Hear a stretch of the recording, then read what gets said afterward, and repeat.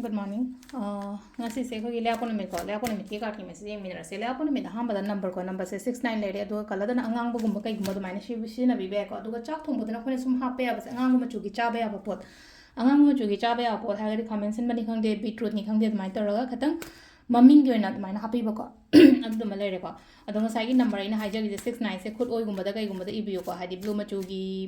pen na tra ga green ma chu gi pen na mai tar ibi ba ko do ham da card hum katang to ye ko card number 1 consider card number 2 consider tra ga card number 3 consider ma khala se ko do timing of ba sai pe gi ngase ko shi gi na timing of ba na ha ra ga di ai do thabing kha important oi ba chat ka da ba ko ka da ba le ra ga di pung bam do ha pe gi nga sum chat na ba da mak ta ni ko card number 1 card number 2 adu ka card number 3 ko sida leire ko card myam se do ahamba card ko ahamba si lai se hadi ano but ideas ta thabak to won hai ko ngasi se ano but ideas ha ra ga di sum lai no ga igen kano no khan ba le ra ga di adugi pot to da ai se thabak to wi ba phai ko sta kaino na tra ga hadi ano start kum ba to bo ko pa mai to ro ko sida su dum ha ngasi se angang ba se la ga lo ko lo na ta clear quartz kum ba se twin kum ba kai kum ba se no hai ko crystal da na sida lai se aduga yaringai aina mingon da thaba inkhang gumba tawhan ba haraga pakon si bana taba ngasai ge ina directions gumba pira kholaga dumai tor to bodo dani ko se number 1 gi se number 2 ko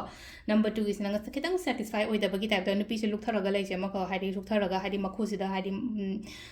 kok che thamaga dumai hadi kitang satisfaction kitang phang da ba ko taba dumai tor le ko ngasi se tap tani ko thaba inkhang to matam da kitang tap pa khot pa na dumai tor lai ko tap pa khot pa lai aduga se le na ko delay oi bodo hadi kainom to bodo aduga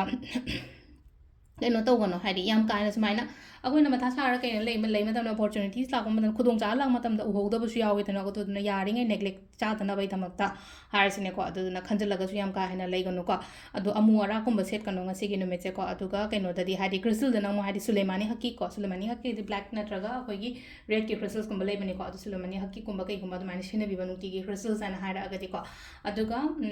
last ki number 3 kan bai yanga se ko number 3 kan bangai gi oina hara ga di thaba inkhang to yam yang na to gani ko ngasi se aduga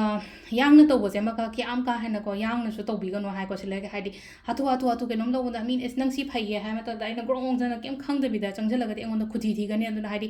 thabak se am yang na tawning bagi sa da ma di lai ri tar su khara khandara khothara ga dumai na to bo ko hanga panu chu gumba kai gumba dumai na su se pe ai ko ngasi angang ba da na ta na aduga yellow string gumba kai gumba dumai to ro ga si na bi be ai sisina ko gi ka the message le ko timings ne ki pung nipan ga minute ra te taina 12 ga minute yang khani thoi paung le ko adagi mu pung ani ga minute kun mari taina ahum ga minute yang khai taru paung le ko adagi mu nungda waram gi na taru ka minute yang khai taru taina nipan ga minute kun mari paung le nungdang gi na 8 ga minute yang khani thoi dena ahing gi pung ani ga minute ra to paung le ko sisina ko gi ngasi go na phaba timing ko to se le ko gi daily card message se ma'am thank you